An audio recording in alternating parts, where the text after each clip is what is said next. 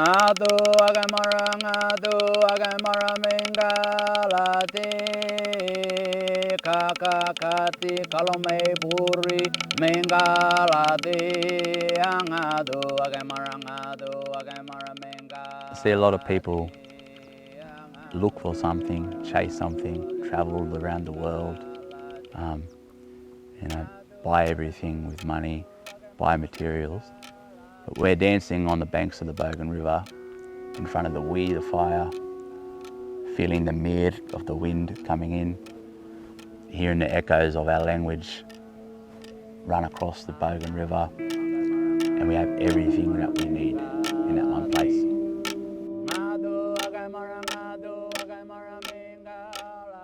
Yamagara, Nini Nurampa Wokabong, Nini Niani Murandumana, Winana Gietu Nurampa Bela, Bukio Gietu Nini Nurampa Wangabong Warana.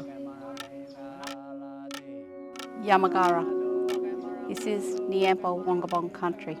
We are standing here together. I acknowledge the owners of this country. I'm happy to be standing on Wangabong country.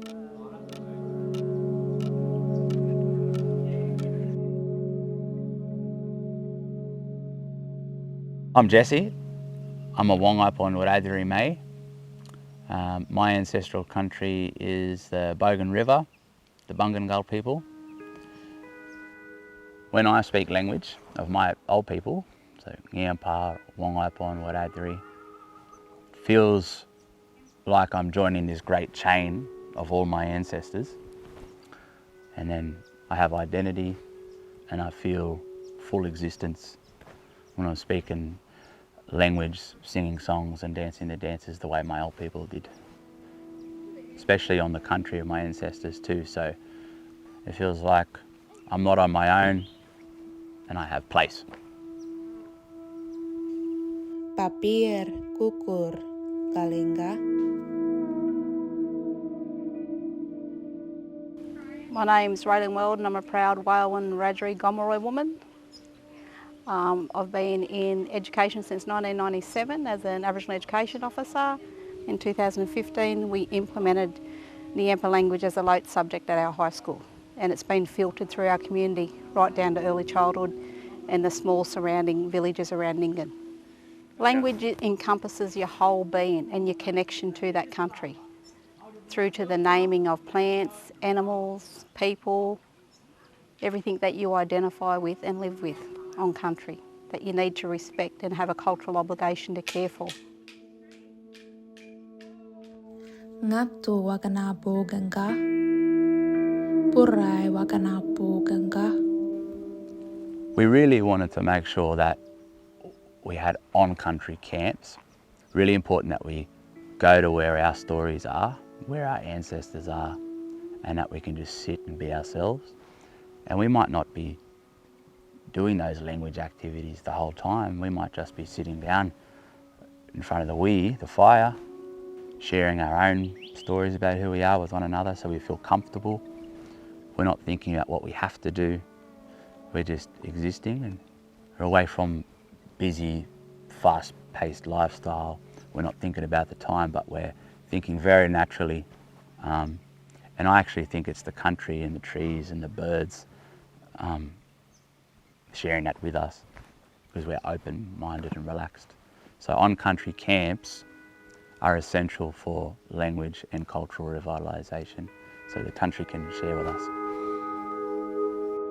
Tipi yanana kalingu. It's very significant when we're reconnecting because about 2 generations up from me, they weren't allowed to do any of this. They weren't allowed to dance, weren't allowed to sing songs in their language, they weren't allowed to speak their language. They weren't allowed to do anything that was seen as an Aboriginal culture.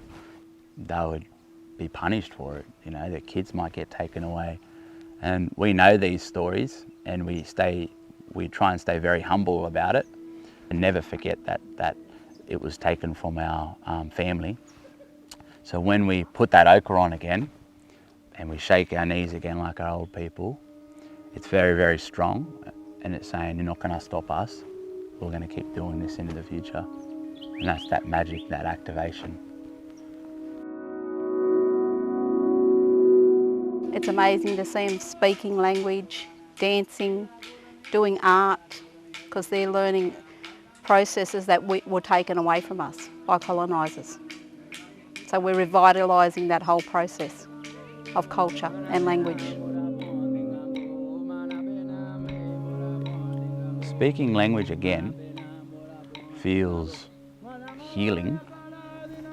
The intergenerational trauma that's been passed on can be healed when we practice our culture. So speaking language of my old people makes me feel full, or yatama, good and right.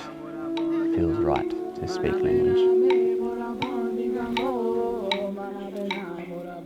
I feel my ancestors are there, they're happy that language is being spoken, because language belongs to country. So our old people got recorded by anthropologists and explorers, and they wrote about us without fully understanding us. And some of the things that they would say is, this is the last fluent speaker, or this is the last dancer, this is the last full-blood Aboriginal of this tribe. And they started to get really obsessed with documenting the remnants of our culture and painted a picture that we were a dying race.